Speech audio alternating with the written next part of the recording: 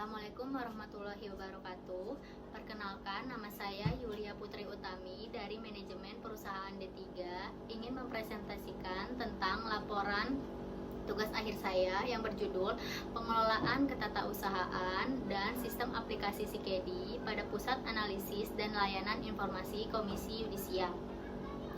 Di dalam laporan saya terdapat 5 bab, yaitu yang pertama, pendahuluan, bab 2, landasan teori, bab 3, gambaran umum perusahaan, bab 4, hasil pelaksanaan PKL, dan yang terakhir adalah kesimpulan dan saran.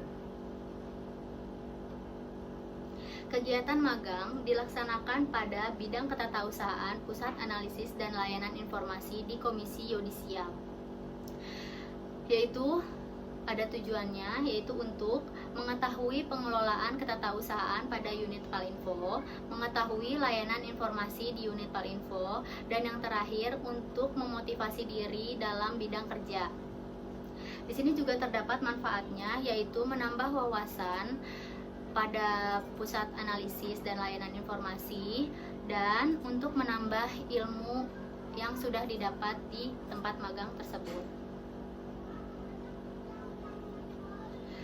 Di sini terdapat 5 landasan teori pengertian dari pengelolaan ketatausahaan yang dapat disimpulkan, yaitu pengelolaan ketatausahaan bertugas untuk merencanakan, mencatat, menghimpun, menggandakan, dan mengawasi kegiatan perusahaan atau organisasi. Gambaran umum perusahaan, yaitu terdapat sejarah dan dasar hukum Komisi Yudisial. Sejarahnya adalah ketentuan mengenai Komisi Yudisial diatur dalam pasal 24B Undang-Undang 1945 dalam bab kekuasaan kehakiman dan berperan sebagai penyeimbang dari kekuasaan kehakiman. Untuk itu, Komisi Yudisial juga diberi 2 kewenangan konstitutif, yaitu mengusulkan pengangkatan hakim agung dan mempunyai wewenang lain dalam rangka menjaga dan menegakkan kehormatan hakim. Lalu, Komisi Yudisial juga mempunyai dasar hukum yang terdapat dalam Undang-Undang Nomor 18 Tahun 2011 tentang perubahan atas Undang-Undang Nomor 22 Tahun 2004 tentang Komisi Yudisial.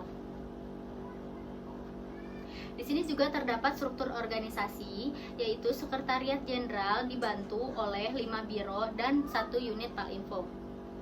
Biro Rekrutmen, Advokasi, dan PKH mempunyai tugas melaksanakan, menyiapkan penyelenggaraan rekrutmen, advokasi, peningkatan kapasitas, dan upaya peningkatan kesejahteraan hakim, terdapat pada pasal 8.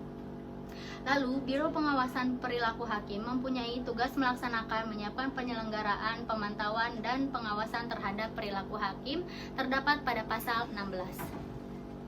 Biro Perencanaan dan Kepatuhan Internal mempunyai tugas melaksanakan penyusunan rencana dan program dukungan administrasi yang terdapat pada pasal 42.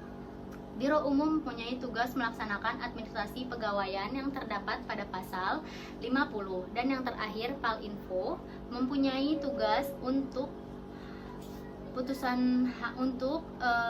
pelaksanaan penelitian dan kajian terhadap putusan hakim yang terdapat pada pasal 69.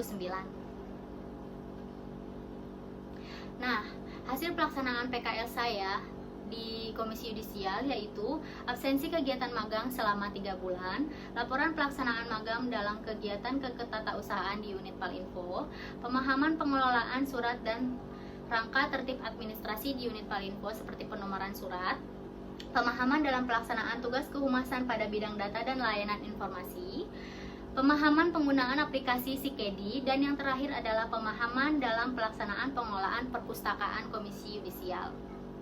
Di sini juga terdapat kesimpulan dan saran. Penulis memahami kinerja Komisi Yudisial yang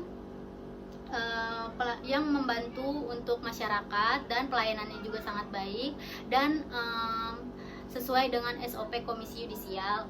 Yaitu di sini juga ada saran untuk mengetahui secara umum sejarah, wewenang, tugas, dan fungsi lembaga Komisi Yudisial, mempersiapkan diri baik fisik maupun mental untuk adaptasi dengan lingkungan baru, proaktif dalam bekerja dan mampu bekerja baik, individual atau teamwork. Dan yang terakhir adalah proaktif dalam bekerja dan mampu bekerja baik individual maupun teamwork. Sekian presentasi dari saya, kurang dan lebihnya saya mohon maaf. Wassalamualaikum warahmatullahi wabarakatuh.